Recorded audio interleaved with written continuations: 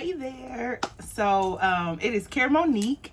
And if you are new to my channel, then welcome. So usually my channel focuses on design techniques and fashion designing, in particular in the shoe and handbag industry.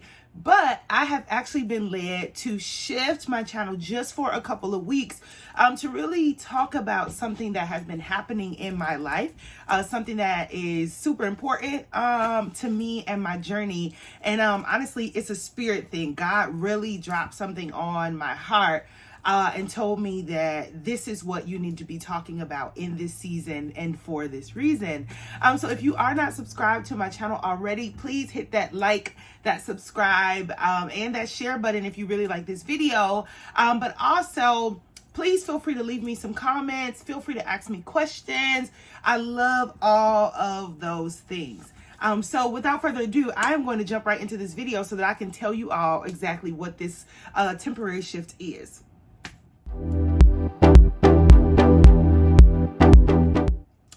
So God actually placed it on my heart. Maybe it's probably been about a month ago now, to start to tell my story around grief.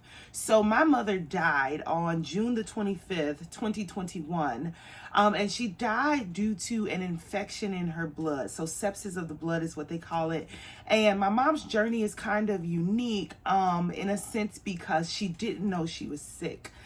She knew she didn't feel well, if that makes a little bit of sense. But not really. Like, she thought she just, it was kind of the normal woes of what you ate kind of thing.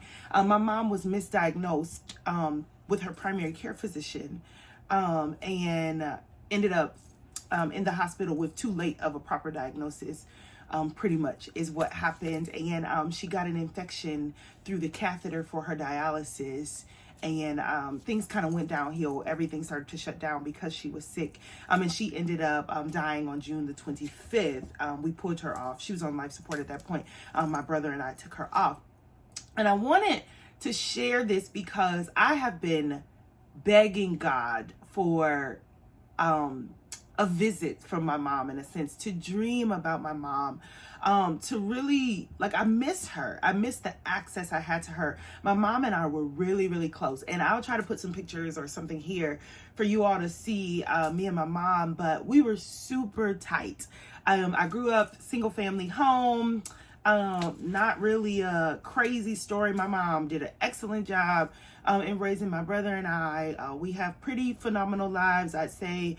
My mom was a teacher for 38 years. She taught before I was born. She taught basically after she had my brother. She basically was teaching from that point on, and she taught up until the Friday that she went into the hospital. So my mom, that's what I mean when I say my mom didn't know she was sick. My mom was going to work. She was still working all the way up until the end. So very interesting story as I reflect. So anyway, God told me about a month ago. He said, "You're so quiet in your grief." That's exactly what he said to me. He said, "You're too quiet, actually. You're too quiet in your grief."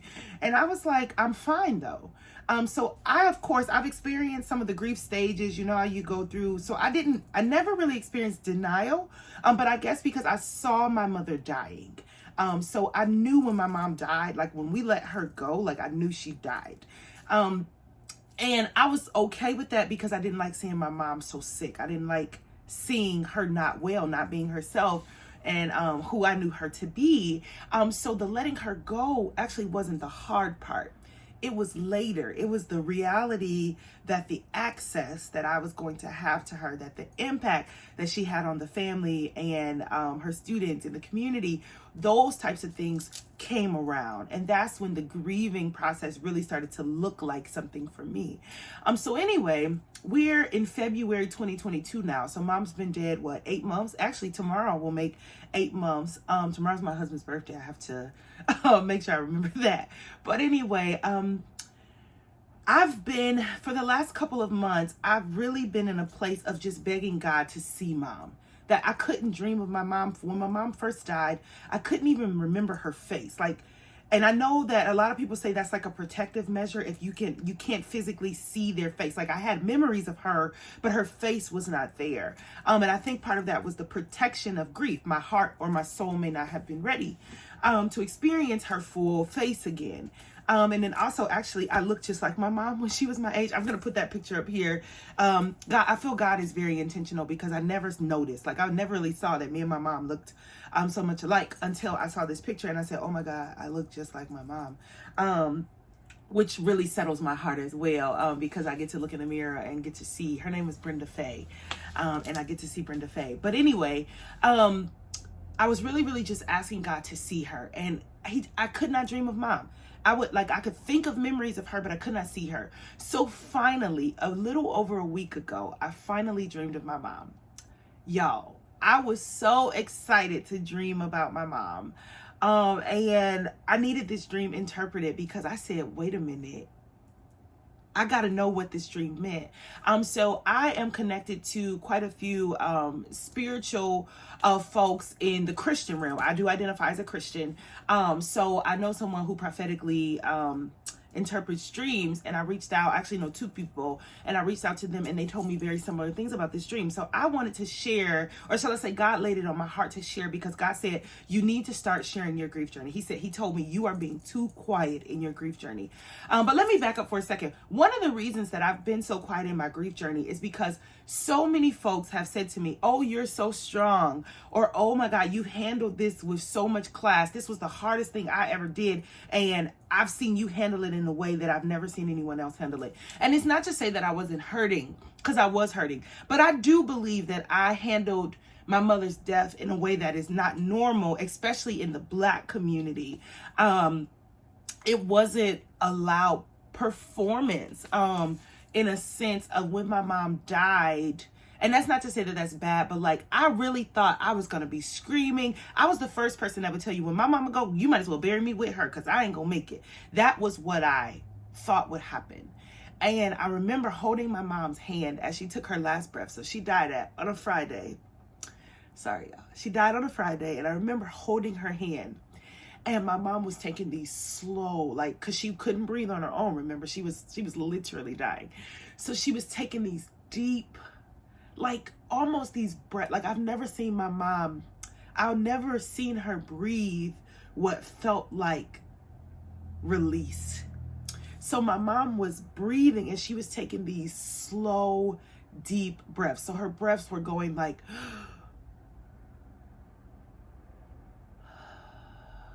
literally, like I thought she would have been breathing kind of like, I really thought as she was dying, she would have been like trying to like breathe her air in. And it was like my mom was soaking up the energy in the room, because it was me, my husband, my brother, and his wife. We were the only ones in the room. Her goddaughter was outside of the room because she died in the hospital. Her goddaughter was outside the room. We were holding her hands, and of course her eyes and everything had already kind of rolled back. And she was very jaundiced at that point. So I just kind of slid her eyes closed, so that she could relax. But it was like, they say, you know, that they can hear you and all of that when they're on the machine, even when they come off, even though she couldn't vocalize or anything. So I just remember as she was taking her breaths, I remember God saying, literally God saying to me, she knows you. Like that was that was the peace I had as she took that last breath. She took that breath in, and God, like something in my spirit was like, she knows you. Like, and what that translated to me, for me later. So I didn't understand it when I first heard it as mom passed, but months later, God revealed to me that she knows me. And he said, actually, it wasn't even months later. It might've been a couple weeks later. God said, she wouldn't have left if she didn't know you were ready. And y'all, that sat with me for so long. And it gave me a peace in a sense, because one, I am very independent. I'm an entrepreneur, as many of you that follow this channel know. I do a lot of stuff just like on my own. I'm a go-getter, all these things. And that's what that revealed to me. It's like, she knows you. Like, she knows that you are able to go on without her physically here. And so that settled me in a big way. So I didn't even cry when my mom died. I even drove myself home. So I drove to her house after, cause I lived 2.5 hours from my mom, but I drove to her house after, cause I had to clean out her apartment and all that. I drove myself from the hospital, and I just had like just a sense of peace about it. And then, the journey began, and the journey really began after her funeral, after we did a celebration of life for her. So anyway, let's fast forward back to what God really wants me to share in this video. And that was this dream that I had of my mom. So last week I finally dreamed of her, and I was driving a car, and I don't know whose car it was. I'm assuming it might have been my car, but I was in the driver's seat driving this car. My mom was in the passenger seat, but my mother was dead. I remember this so clear. She had on the exact same dress and outfit from her funeral. She even looked like she had died to me. Like she didn't. So I don't know if you all have ever experienced it, but when someone dies, like they look like themselves, but they do look a little different. My mom looked like that. She looked like how she looked in her casket to me. But even though she looked that way, my mom was vocal. She could talk. So I remember I'm driving down this street. It's a nice day, and it's starting to turn to evening. I do remember that it was like while we were in the car, it was starting to turn to evening. So I don't remember the full conversation, but I remember distinctly looking over at my mom, and I said to her, I said, you know that I have to go back and bury you. I have to send you back home. And she said, yeah, I know, I have to go back home. And I don't know what happened right after that, because I was no longer in the car. So after hearing my mom say that, we were looking each other dead in the face. And I was somehow out of the car. So there's a young lady that I teach in an accelerator program in the Grand Rapids area. There's a young lady who was in my last cohort, and she was starting a business around grief counseling, grief therapy, really helping folks navigate the death journey. So everything from preparing for someone dying all the way through the grief process after that person has passed. So me and her kind of really built a nice little relationship. She had lost her father last year. I lost my mom. And just the business world and all that, we connected. So it wasn't abnormal to me that she was in this dream, but she then somehow called me, and she was like, hey, me and my business coach are up at this coffee shop. Come up here. We want to pray with you. So I don't know how, but I'm back in this car again. My mom is not in the car. I'm looking for somewhere to park. There's nowhere for me to park. So I'm like, well, how am I going to go in this coffee shop if I don't have anywhere to park? So the moment that I say that, I'm no longer in the car again. Now I'm holding car keys in one hand, and I'm holding a headboard, like a headboard to a bed. I'm holding that in the other hand. I go up to the door of this coffee shop, and I rest the headboard up against like the side of the door, and I put the car keys onto the headboard. I leave them outside. It's very weird. I don't know. But remember, this is a dream. So I walk into the coffee shop, and the young lady, I'm not going to expose her name because I haven't asked her about this yet. She doesn't even know I dreamed of her. But anyway, the young lady and her business coach are sitting in the room in the coffee shop, and they greet me and they say, hey, we're going to pray for you. So we're praying. Once we get done praying, she goes, hey, isn't that your sorority sister? And one of my sorority sisters, so actually one of my line sisters, is sitting at a table. It's like a very long table. There are people at this table, but she's sitting there, and she has on all black. She even has a hood on, and she starts to hum a joyous chant. I don't remember what the chant was, but it was very joyous. I remember it was uplifting. Everyone in this coffee shop now was super full of people. I don't remember their faces, but I remember her face and the young lady that called me and had me come to the coffee shop, their faces. And everybody was clapping, and they were doing this joyful chant. And I started to join in this chant, and I just remember being relieved. There was just we were dancing. This coffee shop just got so exciting, and it was all centered around me. I was like in the middle of the room. She hadn't moved. My sorority sister who started this chant had not moved. She was sitting where she was, and she was just doing the chant. Everyone else was surrounding me, clapping and doing all of these things that showed love or whatever. And then I woke up. So I really, because this was the first time that I dreamed of my mom, I prayed about it and I said, God, can you really reveal to me what that meant in this dream? I said, because this is an unusual dream. I said, and also I feel like some of the things that happened are representations of things. So God doesn't necessarily speak to me fully in dreams. So I know people that he does speak to. So after a couple days of prayer and not really hearing what the dream fully meant, I reached out to two folks and both of them shared with me. So I'm going to share with you all what this dream meant, and then I'm going to tell you a couple of more things because my hope is God telling me to do this on my YouTube channel that has nothing to do with grief.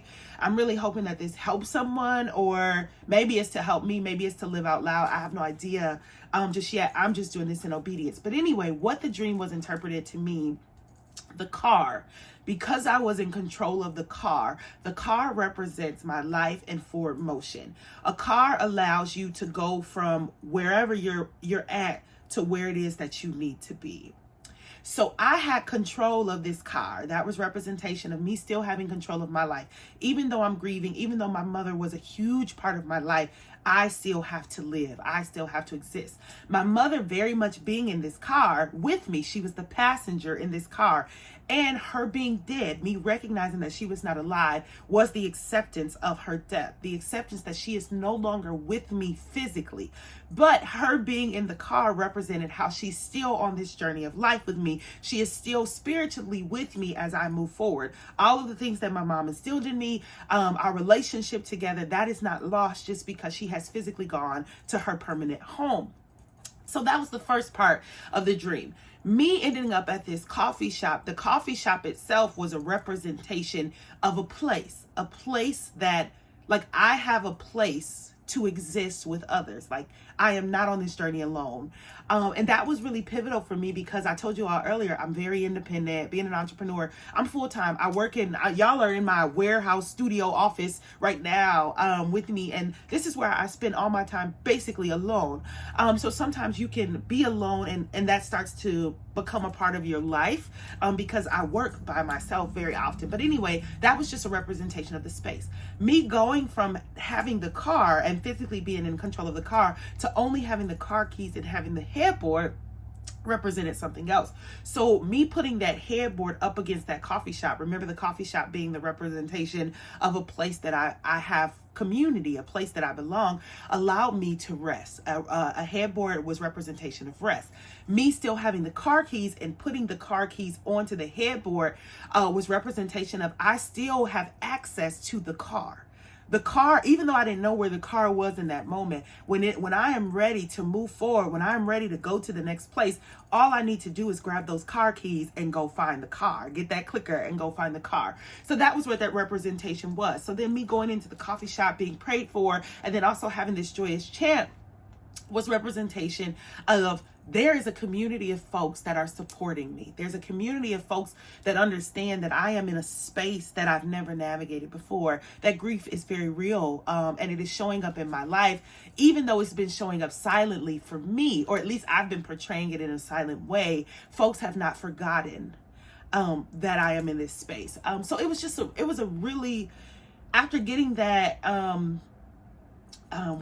getting that, description of the dream or whatever, I really found another piece with that. So then last part, I ended up going to my therapy. I go to therapy every other week.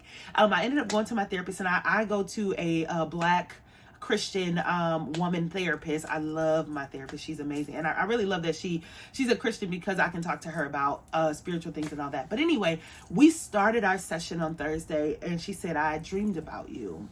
And she said, I dreamed about God was pouring oil onto you. And she said, I asked God, what did that mean? What did I need? I needed to share something with you. And she told me that God revealed to her that the oil of happiness, or it wasn't happiness. It was a synonym for happiness. I want to make sure I get it right. The oil of, if I remember it, I'll put the word up here. But it was a synonym for happiness. Basically, he's going to bring my joy back, is what she was saying. And this was the same exact thing that the people who interpreted my dream said to me, is that God is restoring your joy. You are surrounded. You are still in control of your life. You are surrounded by people who are going to help you be who you truly are. And your joy is going to be restored. So I wanted to share that because I have not been vocal about where I've been. I have been struggling with my mom not physically being here with me, not being able to call my mom. I remember days getting upset. I've never even told my husband or anyone or even my cousins, but I've been in the room with folks who were on the phone with their mom, and I would get upset because they could just call their mom and ask them a question. I can't call my mom anymore and ask her a question. I don't have that kind of access to her. So I remember feeling angry about that very thing. I remember one time I heard someone say something that I felt was disrespectful to their mom. We've all probably done it. And I got angry because I want those moments again. I want those moments for my mom to be mad at me or disappointed, whatever, any kind of moment. So I had to realize I really had to ask God to heal me of almost what felt like jealousy of mothers, because I have a mother in love. I have mother figures in my life. Like, I am not a motherless child. Even though my biological mother will never ever be able to be replaced, I still recognize that there are people who love me with some of the same energy and sentiments that my biological mother did. So anyway, I'm going to begin to share some of this journey because every week it looks very different for me. When I first started grieving, when my mom first died, I would sit in my car and I would cry. I would just cry for hours and then I would be done. Once I would sit in the car, I would sit in the car for a couple hours and I would cry. I would get out and I would go on about my life. And then the next week I'd sit in my car again and I'd cry, and that would get me through the week. And then it went from that to I started binge eating stuff. Every time I started to think of my mom, I would want to go get her favorite snacks. I would want to drink. My mom really, I don't know why, y'all, my mom did not like to just drink water. She had to have water and a pop or a juice. Like, she had a sugar thing. And not like she was drinking pop all the time, but like if she had a choice, mom was going to ask for juice or pop. Like, she was going to have her water bottle, but she was also going to ask you for a cup of juice to wash that water down. But I started to do those things. Like, I started to, like, I have my water down. Like, I love water. I drink a lot of water. But I would go get me some juice, or I would go give me some pop, or just things like that. Like, things that really reminded me of my mom. I couldn't look at her pictures for a very long time. Now I'm able to look at her pictures and all that. But what has really helped me, I have a grief journal, and this is actually my second one because I keep them pretty small because I don't know, like, I like new stuff. So like, this will last me a couple weeks and then I'll go get another one or whatever. But I have a grief journal that I write in, and I just write to my mom, or I'll write how I'm feeling in that moment or whatever. So I have that. That's really been helpful for me. And then I also have a gratitude jar. So this one is actually from the gratitude jar movement. And I'll put a link to this. A young lady in Detroit owns this company, and it comes with the jar. It comes with a notepad. It also comes with instructions and like a helpful little card. I don't have it anymore, on just how to use your gratitude jar. Doing these two things, I just started my gratitude jar. So actually, I bought my gratitude jar last year.